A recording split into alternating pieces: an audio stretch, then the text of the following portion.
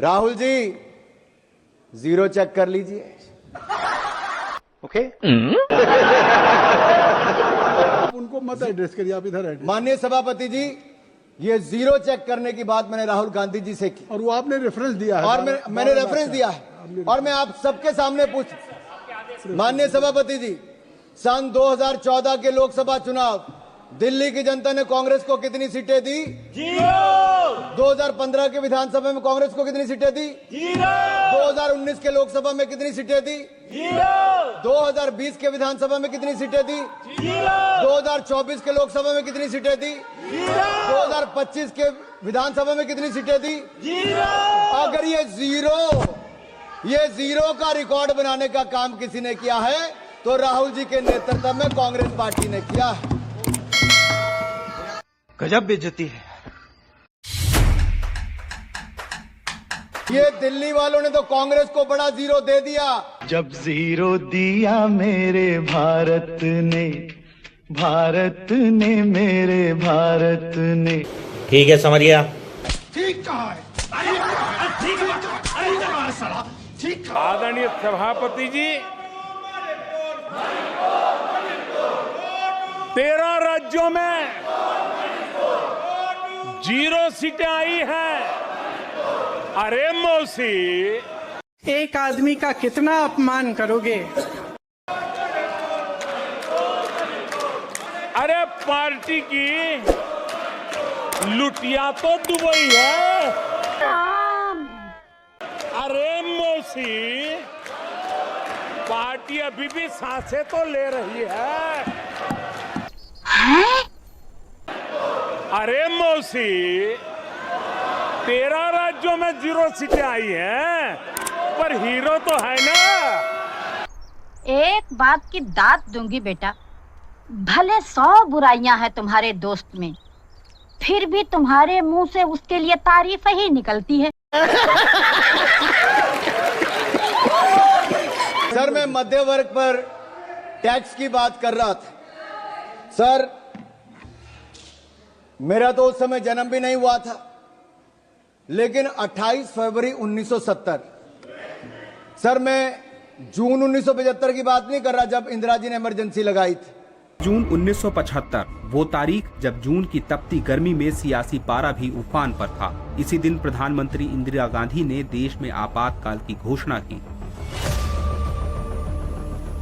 आजादी के बाद भारत पहली बार इमरजेंसी के स्याह दौर से गुजरा। तकरीबन 1.5 साल से अधिक समय तक चले आपातकाल के दौर में देश कई ऐतिहासिक घटनाओं का गवाह बना। जहां एक तरफ नागरिकों के संवैधानिक अधिकार निलंबित हो गए थे, तो वहीं दूसरी ओर प्रेस की आजादी भी भंग कर दी गई थी।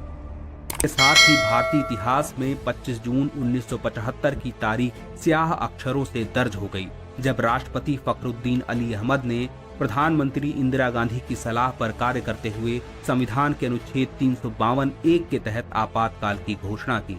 अगली सुबह इमरजेंसी के ऐलान के बाद देश में भूचाल आ गया। जहां राजधानी की सड़कों पर जन सैलाब उमड़ा था, आज वहां सन्नाटा पसरा हुआ था, क्योंकि आपातकाल की घोषणा के बाद करीब सभी विपक्षी नेताओं सहित 1 लाख से अधिक प्रदर्शनकारियों और सरकार के आलोचकों को आंतरिक सुरक्षा रखरखाव अधिनियम तथा भारत रक्षा नियमों के तहत गिरफ्तार किया गया। वहीं लोकतंत्र का चौथा स्तंभ कहे जाने वाला मीडिया भी इस दौर में मजबूर नजर आया। दरअसल मीडिया की स्वतंत्रता पर भी अंकुश लगाए गए। मीटिंग में कभी कभी कहता हूं, जैसे शुरुआत में मैंने कहा प्रेस के हमारे मित्रों, फिर मैं कहता हूं प्रेस के मित्र हैं मगर हमारी बात तो कभी दिखाते नहीं। तो कैसे मित्र हैं? टीवी पे हमारी बात नहीं आती। अभी बदत है भाई, अभी बदत है। उस दौरान प्रेस को तत्काल प्रभाव से बंद कर दिया गया। खबरों को सेंसर करने के बाद ही प्रकाशित किया जाता था और साथ ही देश भर के पत्रकारों को भी गिरफ्तार कर लिया गया था। अरे बाबा, ये एक बहुत बड़ा साइन है एक बेवकूफ आदमी का, एक बेवकूफ इंसान का, कि वो सेम एक्शंस को बार बार रिपीट करते रहते हैं, बट एक्सपेक्ट करते हैं कि रिजल्ट अब की बार को चला जाएगा। जैसा करोगे वैसा ही आएगा। बात तो सही है। हालांकि एक स्याह दौर के बाद देश ने नया सूरज देखा और 21 मार्च 1977 को आपातकाल खत्म हुआ और उसी साल देश में हुए आम चुनावों में जनता ने कांग्रेस पार्टी को बाहर का रास्ता दिखाया। हे भगवान, तेरी लीला अपरंपार है। मैं 28 फरवरी 1970 की बात करता हूं जब इंदिरा गांधी जी ने बड़ी निर्ममता के साथ इस देश के सामने मिडिल क्लास पर टैक्स लगाने की घोषणा की थी। और मैं एक टेप लाया हूं, मैं सुना दूं आपके सामने।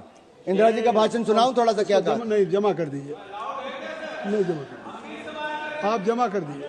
सर, कांग्रेस चाहती है कि इंदिरा जी की टेप ना चले, नियम कहता है कि ना चले, लेकिन मैं आंकड़ा जरूर बताना चाहता हूं कि कैसे इंदिरा जी ने एक और तो इमरजेंसी लगाकर काला अध्याय दिया, लेकिन दूसरा 28 फरवरी 1970 को सरकार के टैक्स स्ट्रक्चर को देख लीजिए, जहां पर कमाई करने वाले जिनको दिन रात मेहनत करते थे उनको डायरेक्ट टैक्स 97.5% लगा दिया गया था। 97.5% टैक्स लगा दिया था।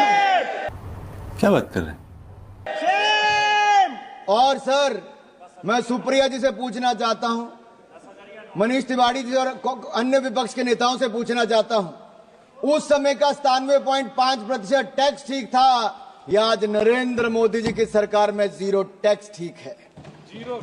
उस समय 5,000 के बाद इतना टैक्स लग जाता था, क्योंकि मिडिल क्लास के भाई और बहनों, अब आपको 12 लाख तक कोई टैक्स नहीं देना पड़ेगा, आपको टैक्स मुक्त कर दिया जाएगा। राहुल जी, जीरो चेक कर लीजिए।